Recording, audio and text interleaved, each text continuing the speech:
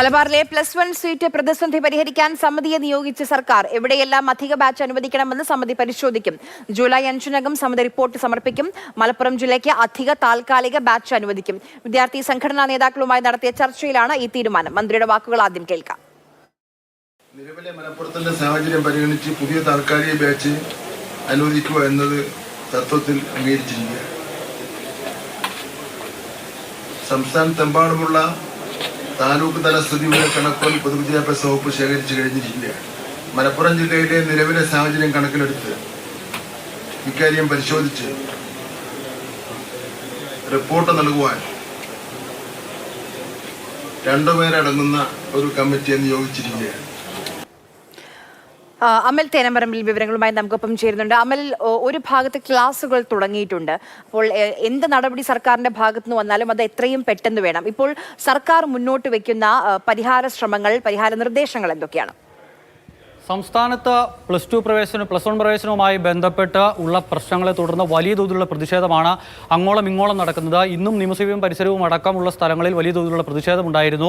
ഇതിനെ തുടർന്നാണ് സർക്കാർ ഒരു ചർച്ചയ്ക്കെങ്കിലും തയ്യാറായത്. ആദ്യഘട്ടത്തിൽ സംസ്ഥാനത്ത് +1 സംബന്ധിച്ച പ്രവേശനത്തിൽ യാതൊരുവിധ പ്രശ്നങ്ങളുമില്ല എന്ന് പറഞ്ഞ വിദ്യാഭ്യാസ മന്ത്രിക്ക് പ്രശ്നങ്ങളുണ്ട് എന്ന് പിന്നീട് സമ്മതിക്കേണ്ടി വരുന്നു.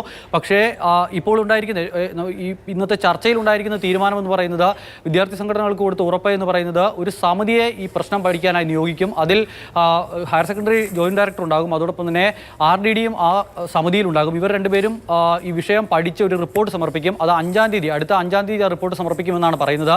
അതിനുശേഷം 8-ാം തീയതിയോടുകൂടി സപ്ലിമെന്ററി അലോട്ട്മെന്റിൽ ഇപ്പോൾ പ്രവേശനം കിട്ടാത്ത ആളുകൾക്ക് പ്രവേശനം നൽകും എന്ന് മന്ത്രി പറയുന്നുണ്ട്. പക്ഷേ മന്ത്രിയുടെ കണക്കുകളിൽ ഇപ്പോഴും അവ്യക്തത തുടരുകയാണ്. മലപ്പുറം ജില്ലയിൽ 7500 പേർക്ക് കൂടിയാണ് ഇനി അഡ്മിഷൻ കിട്ടാനുള്ളത്. അവർക്ക് അധിക താൽക്കാലിക ബാച്ചുകൾ, അതായത് ഈ ഒരു വർഷം മാത്രം താൽക്കാലിക ബാച്ച് അനുവദിക്കും. സ്വാഭാവികമായും അടുത്ത വർഷവും ഈ പ്രശ്നം ഇങ്ങനെ തന്നെ തുടരും എന്നുള്ളതാണ് മനസ്സിലാക്കാൻ കഴിയുന്നത്. എന്തായാലും അധിക താൽക്കാലിക ബാച്ച് മലപ്പുറം ജില്ലയ്ക്ക് അനുവദിക്കുമെന്ന് പറയുന്ന മന്ത്രി പറയുന്നതിൽ ചില വ്യക്തത കുറവ് കൂടിയുണ്ട്. അതായത് ഈ പറയുന്ന കണക്കല്ല അവിടെ അഡ്മിഷൻ കിട്ടാനുള്ള കുട്ടികളുടെ എണ്ണത്തിൽ ഉള്ളത് എന്നുള്ളതാണ് വിദ്യാർത്ഥി സംഘടനകളും അതോടൊപ്പം തന്നെ ഇവർ രജിസ്റ്റർ ചെയ്തിരിക്കുന്നതിൻ്റെ കണക്കും പരിശോധിക്കുമ്പോൾ നമുക്ക് മനസ്സിലാക്കാൻ കഴിയുന്നത്.